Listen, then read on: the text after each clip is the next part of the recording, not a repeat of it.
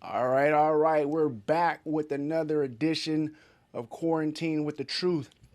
And today, man, I've been knowing my guy for I don't know how long, man. This is one of the first like real sports bloggers that journalists that I become acquainted with. The man who runs the BSO empire, Robert Littal, man. How you doing today, baby? I remember when we met. It was maybe 6, 7 years ago. Was that a little club or something? Was Dude, it?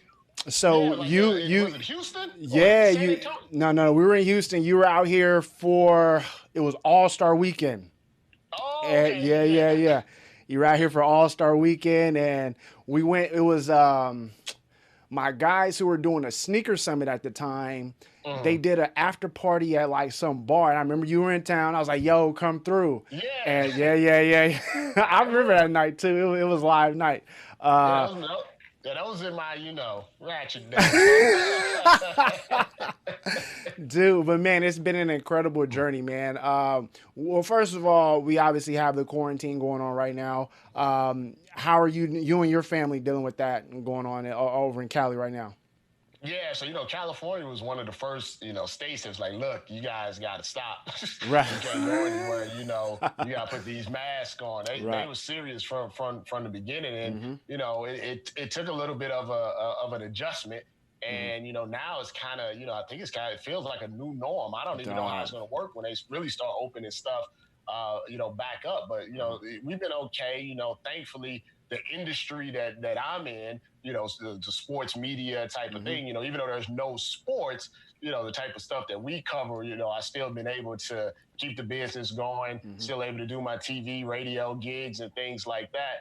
So I'm extremely blessed to, everybody's taking a hit here and there, Mm-hmm. but we're safe.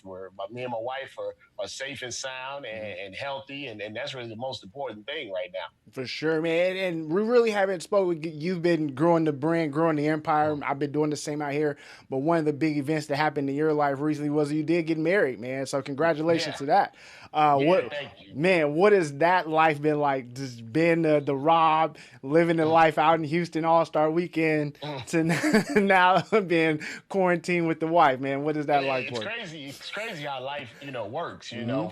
For such a long time, it was just for me. My central focus was, hey, I want to be BSO. I want to make sure Mm-hmm. it's successful. I want to make sure I'm in a good place. And it was just business, business, business, business. And you kind of get, you kind of lose focus over Mm-hmm. maybe family and some of the things that really make you happy. And while having a successful business and having a couple of dollars, are great. I wouldn't want, I definitely wouldn't want to be broke or anything like that. But you start to realize at a certain point that that's just a part of it, right? Right, And right, for sure. meeting, yeah, meeting my wife, Alexis, best thing that ever happened to me. Really opened my eyes to the things that I had been missing Mm-hmm. in my life. So we got married in October, and someone said this yesterday. They're like, being quarantined lets you know if you really pick, the right spouse, the right significant other. And I'm like, hey, I'm as happy as I can be. So obviously, I made a good decision Right, with right. it. Well, real quick, I want to say because it kind of like happened. I remember you like kind of post a little bit about it, and then it happened. Your lady, like, isn't she into sports as well? Correct?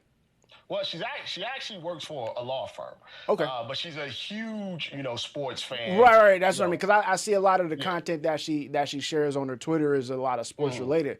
So, like, how is that for you? Being that obviously you covering sports as far as your job, but what is that like to now have a spouse in the house who also has? It's not just a regular. It's not like we like going skating. Like this is something Right. that is your life. Like how is that like being that she's interested in that as well? Well, I think it's twofold. First off, she understands, Mhm. what you're doing. She Yeah. understands, what's going on. And honestly, one of the reasons how we originally met is we were talking about, boxing and we were talking about football and stuff Ooh. like that. So when you have someone that first off understands what you do, and Hmm. then they're talented enough to not only have their regular job, but can write stories and Right, right, talk right, right. intelligently and go to events. I mean, that's the greatest thing. You know how it is. You go to My these God, events yeah. as solo, and after a while, it's like, hey, it gets it's a little lonely, Right, So right, you go right. on, traveling and all of this stuff, and to have a partner, like a true partner and a Yeah. teammate, it's just made things, the business, even doubly better for me. Oh man, that's dude. I'm kind of a little envious of that, dog. That's that's pretty dope. Mm, I travel. I'm on the road whether I'm by myself or with my mm, crew, but I don't have that kind of connection. I did it one back in right. the day. I used to travel with shorty. She used to keep me company, and the same situation. Like she was Mm, into fighting, she was into sports and nutrition, and so it was an amazing mesh. But that's dope, man. And I'm happy for you. The BSO Empire. Before we get into the details, man, you started at a call center. That's kind of yes. back in the day. I love hearing your stories and the Yeah. journey of how you've grown. Because again, I was there when BSO it was hot, but not what it is now, obviously. And I've seen the growth, but that was a time I didn't get to see that. What was it like going from the call center to just even starting a blog, like to get that motivation to do that? What was that?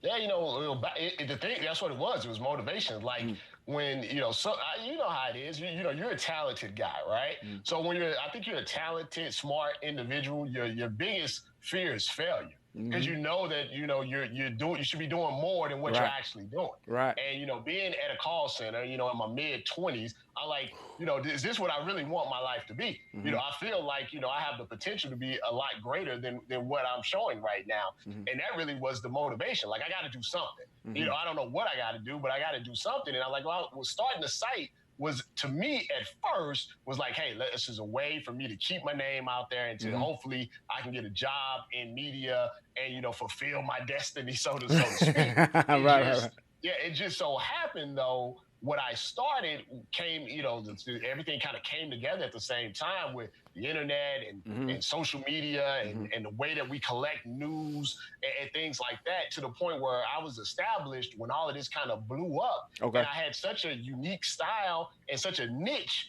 that, it came at a certain point. I realized, hey, first off, I don't need to work at the call center anymore. Mm. And second off, maybe I can do all the things that I've ever wanted to do, but maybe I can do them on my own Mm-hmm. as my own boss and do things my own way. And when that clarity came, I jumped Man. off that bridge and was like, hey, if it's gonna happen, it's gonna happen. If See, it fails, it fails. But I jumped off that bridge. I'm still swimming. dude, see, and that was it. Like for you, you kind of you saw the vision and you took that leap of faith. Like Mm, for me, I was just kind of, I just graduated school. Well, I was a career student. I did the whole mm, college thing forever. I'm still mhm, fighting here and there. And like, I legit just woke up one day and was like, oh shit, like this is what we doing now. And mm, I mean, there's still some issues I have as far as like I procrastinate a little bit, and I don't have, I think I needed another team or a solid team around me mm, as well to kind of push me. But I feel like I'm in a great space, and I feel like for me, I'm able to use this as a career push now, as a mm, job, and especially after fighting when all that's done, and I'll mm. have something to sort of fall back on. So, man, You've that done so many different things, though. Don't cut yourself short. Like, there's not too many people that say, hey, I've covered these events, right, right? right, I'm right. a photographer, Mm-hmm, I'm a model. mm-hmm, I've been on UFC pay-per-views. mm-hmm. You know what I'm saying? There's not many people in the world that has your resume Right, right, on just the variation. Just to be, and people say, oh, well, you did this and maybe you did. People don't understand how hard it is to be a fighter. First off, it's amazing to me when people try to talk to you about fighting. I'm like, uh-huh. listen, I can do a lot of things, but I wouldn't last a half a second in any type of ring. Like, in the truth, they say, oh, you don't do this. I'm like, this man can report on the story, Right. can do an interview, Mm-hmm. can write a full story about it, and still get in the ring and whoop ass. Right. I'm like, you need to give this man some respect I because I know, do. man, that you can do this. And I want to appreciate you because when I'm at these events, I'm writing for BSO, and I'm doing my thing. I love to contribute and give back to the community, and so I appreciate you for giving me the platform. I have my own, but that's gonna give me a different avenue in the same sphere that I'm at.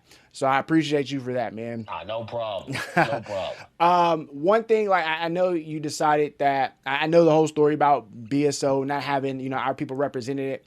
Uh, But one thing I was shit, maybe it was like the last. No, maybe no. I want to say it was on your podcast because I text you right after I yeah. was listening to you, and one thing that really stuck out to me was when you were talking about the no. There's no Black Sports Network.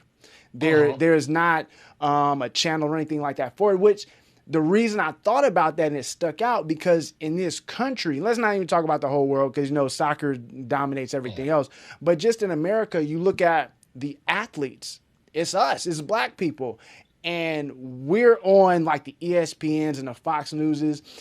Why don't we have a Black Sports Network, being that we dominate the sports field? It really makes no sense to me. And this actually has never made sense to me since I've gotten into business. Because when I got into business, they had a ton of black sites that were dedicated to like gossip, you know what I'm saying? And dedicated Right, to right, like right. TV and stuff like that.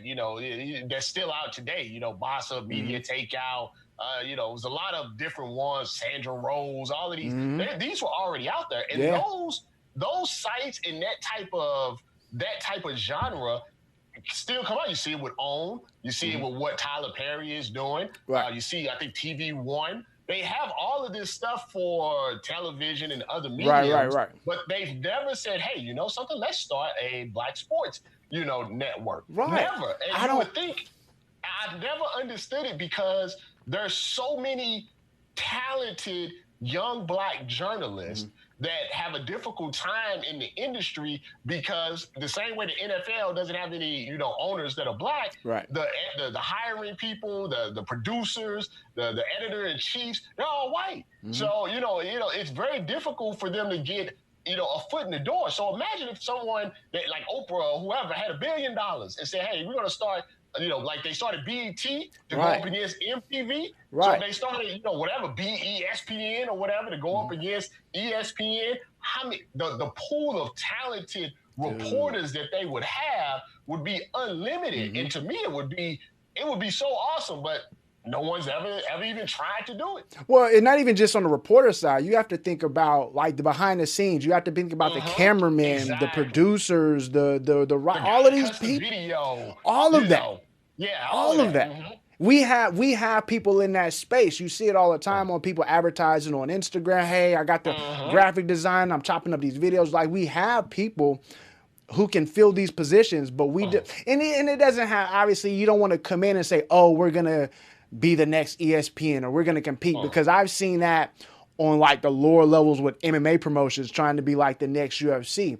You have to cut out your own lane, and that's We'll be kind of better, honestly, right. because let's just be honest. The ESPN just steals stuff from us. They just like anybody else. They steal from our Dog. culture, right? So when you see them doing all the memes and the cool, they're trying to do the cool headlines now. You're like, where do you think they got that from? You know, they didn't get So, it from themselves. They saw so Big they got Monster it. doing it.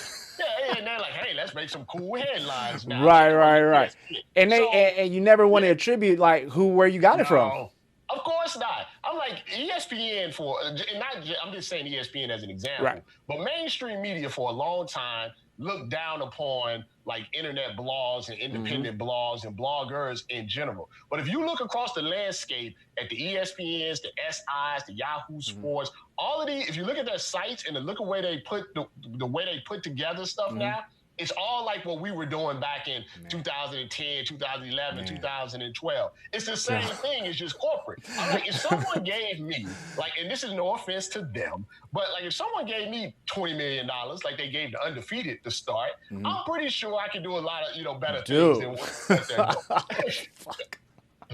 Of course. I'm just saying. What? Okay, so again, follow you for a while. I've seen the growth of what ESPN has done.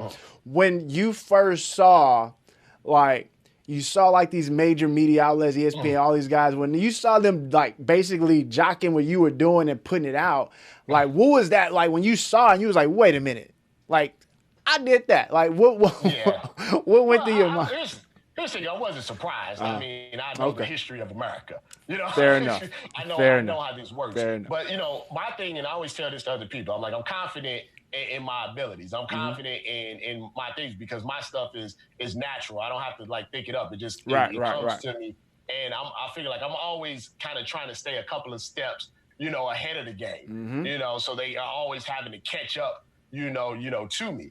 And I think that's one of the reasons why I'm still around, because I've been able to tweak and change, and I'm now flexible with these type of things. So I'm like, there's like Jay-Z said, okay, go ahead, make another hole. They can try, but they can't actually replicate, what you do when you're the originator, when you're the creator and everything. All they can do is look and try to make a copy, but it's not, the same thing. Michael Jackson and Tito are not the same person. They're still Jackson. So that's the way I look at it. Like, it's a lot of Titos. Right. There's a lot of Titos out there, but it's not a lot of Michaels. For sure.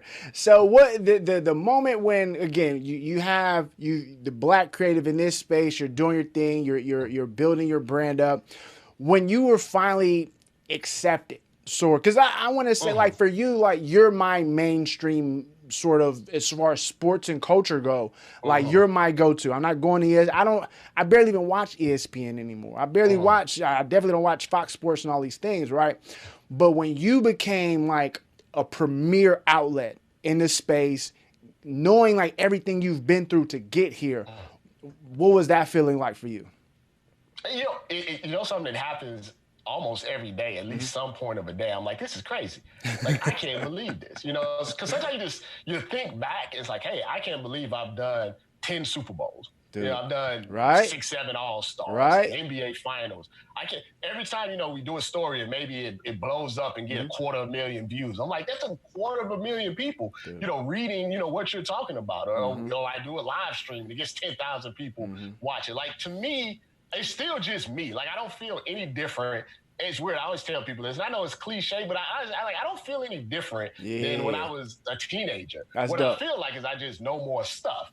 But if you knew me back then and you knew me now, you would say, well, that's just Rob. I mean, that's just how he is. And I think that's an important part to it. Like, I think sometimes as anybody, you get a little success, you get a little fame, and it goes to your head. And maybe there was a part in there where it did go. I mean, I'm human. It did kind of go to my head. But then you realize, like, something is bigger than you, and it can all be taken away as well. So, I'm always like saying in my prayers, like, hey, I'm blessed. I'm very, very blessed. But then the second part of that is like, okay, quote unquote, I made it. How can I help other people make it? Because to me, it's selfish when you get to a certain level and you've done certain things and then you don't give back to people that look like you, because it's not a lot of people because nobody really helped me. Right. I kind of had to, the beginning at least, I had to do a lot of it on my own. So let me pass down some of this knowledge. I mean, I had, when people say, well, Rob, how can I get a credential to the UFC? I go through the steps. I'm like, look, they don't really want you in there, but we can work on it and get, and get you in there. So to me, it's like passing it down is my way of being thankful for what has happened to me. Great. I love what you just said, which brings me, it kind of was a great segue. Why isn't Tubby Whitlock like that? See, I think what happens in those type of situations is that I use this analogy, right? If someone has been hurt in a relationship, right? Right. Okay, I'm listening. They get hurt, and all of a sudden they get hurt in a relationship, and all of a sudden they think they do one of these. Well, they get hurt by a black man, and now all black men are trash. Right. No matter who it is, all black men are trash, right? Okay. I think what happened with Whitlock is that at some point I don't know what happened. I don't know what happened with him, but something happened to the point where he said, you know something, black people are trash, and I'm going to do whatever I need to do for Whitlock, and if I have to bash all of these black people in the process, I don't care, as long as I got my money to buy my hookers and get my Popeye's chicken. That's I don't know where it came from, but it's not just, I mean, we see it every day. If it's Whitlock, if it's Candace Owens, if it's Kanye, at some point their minds feel like that we're the enemy. But what I always tell people about that is right, no matter, and you said I was accepted, no matter how, quote unquote, you accept it, you're still black. And there's still going to be things that, no matter how much they laugh with you, how much they joke with you, how many dinners you go to, if it comes down to you and it comes down to them and it comes down to another white person, they're going to choose the other white person. And I think no matter who you are, even if you're Whitlock, that moment is going to come for you. But he's a lost cause. And that's why I say, don't give him attention. Because he's like Tekashi. He's like Tekashi 6ix9ine. They can only exist like when Whitlock doesn't say anything that's so super ignorant that you just get you get furious, right? If he doesn't say anything do you even think about him? No. Do you want to watch TV? Well, it's kind of like remember back in the Freddy Krueger days, and they were just like, yo, if you just like ignore him, he'll go away. Yeah. I don't like, look, I legit. No one has ever, Okay. Yeah, no one has ever said, hey, I want to sit out at 4 o'clock and casually watch Jason Whitlock talk about sports. No one. No one says that.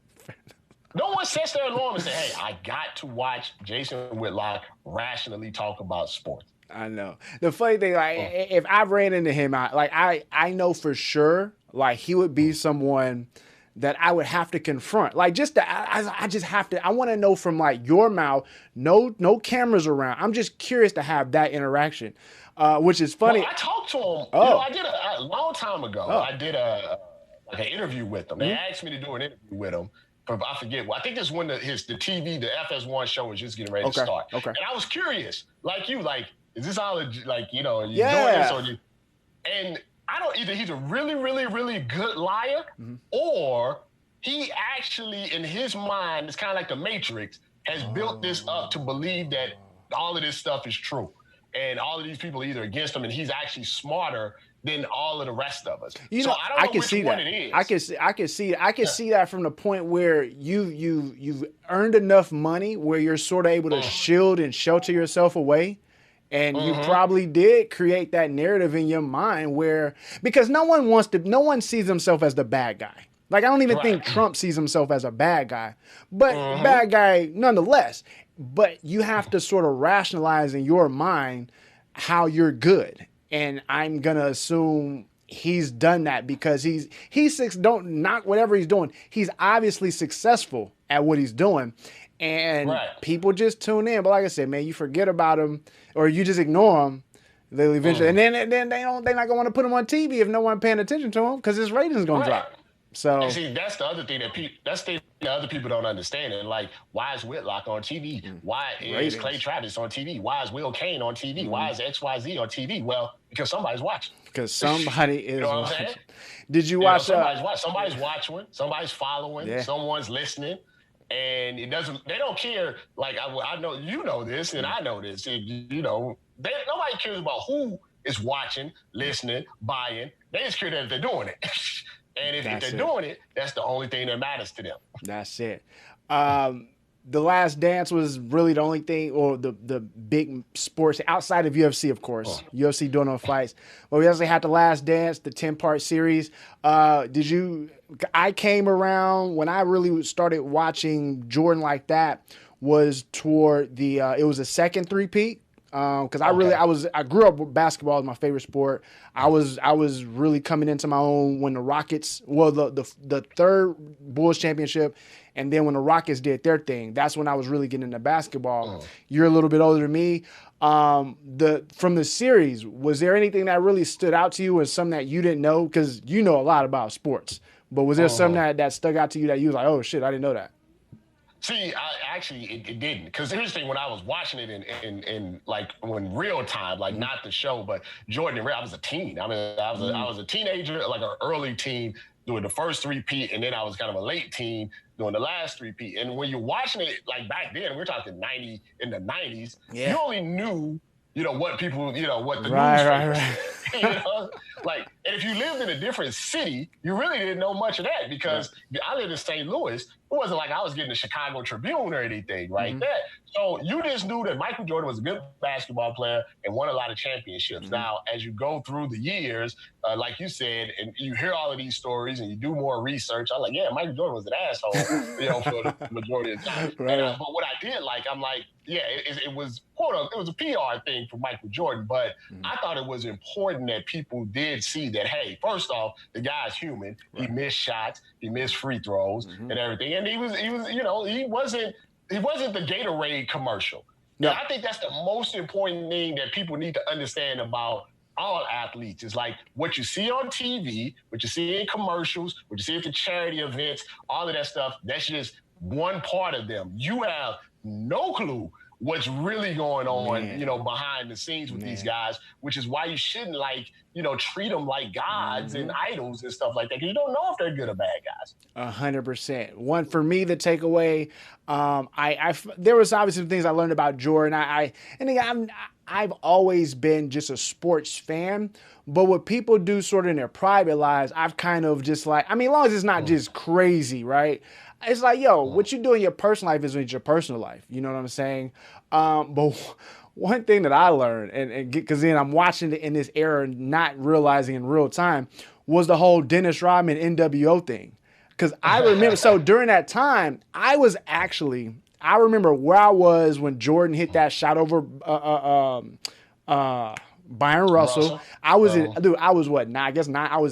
Vegas at Circus with my dad on that trip, and I remember watching it because for me, I was actually a Karl Malone and John Stockton fan. Now again, I didn't know. I'm just watching basketball. Right, exactly. I ended up watching the interview with Karl Malone last night, and I was like, shit, I was a fan of this dude. But in that moment, I'm pulling for the Jazz. I'm hoping they do this thing. And then when Jordan hit the push off, I was like, yo, I was screaming at the TV. I was like, yo, he pushed him. In the moment, right? But I was unaware that Dennis Rodman was basically like, I knew he was doing the wrestling thing. I didn't know he was skipping practices. Like, did you know that? Yeah, right. See, that's the stuff like today. They couldn't do any of this stuff today because there's too many cameras. Right. You couldn't sneak off to Vegas, sneak off to Atlantic City, stuff like that. Not today. Like, you can sneak off then because unless you had like one of them old flash, cameras, and even if you did have one of them old flash cameras, it took like 40 days to get it developed. You had to, yeah, it's not like now. A person takes a picture of Tom Brady at the park practicing. It's on 500 sites in less than like an hour. Yeah, it's a different time. Dude, I just remember like back in the day because I was a fan of Karl Malone on the basketball court, but I was on the court, off the court. I was a fan of Dennis Rodman on the court, But when it came to wrestling, I was all for like Karl Malone giving Hollywood Hulk and Dennis Rodman the business back in the day. That's funny. That was my favorite. I love it. Before I let you go, I know you're a big wrestling fan. Were you able to check out the Dark Side of the Ring at all? Any of those episodes? Yeah, I've actually watched all. I haven't watched the Owen Hart one from I guess yesterday. Yeah. But yeah, I watched them because I'm into that type of stuff anyway. But some of the stuff I knew, some of the stuff I'm like, God, this is new. I didn't realize this. I mean, but yeah, man. I mean, sports, wrestling, entertainment. Because I watch the stuff about like the old, like the actresses and actors and all. It's being famous is everybody thinks fame and money is just great and it's going to make you happy and everything. But you realize, you watch enough of these shows, you realize, man, this is tough.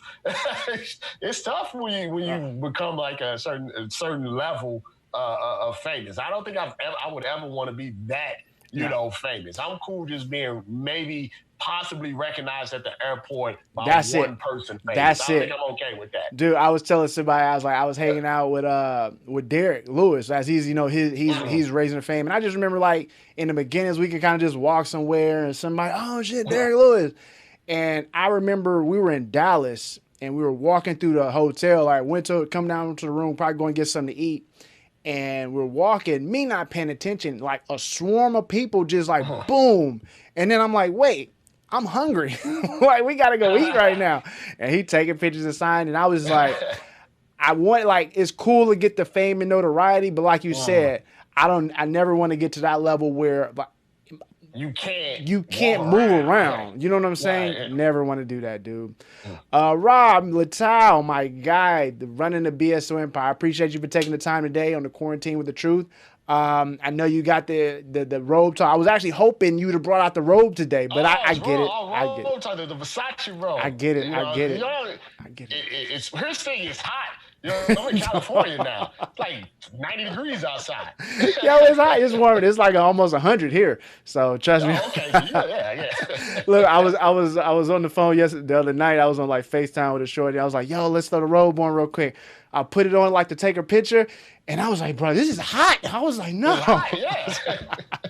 Had to take that bad boy out. But Rob, man, I appreciate you for taking the time, man. We'll catch up with you and follow me on BSO. I got your social media up right now. The headlines alone are worth the price of entry here. The headlines alone, man. So keep doing what you're doing, Rob. I appreciate you, baby. We'll talk to you soon. All right, guys. You too, my guy. Friday, I got my man Ian McCall, Uncle Creepy, MMA legend pioneer coming up. So yeah, Friday, tune in. We out.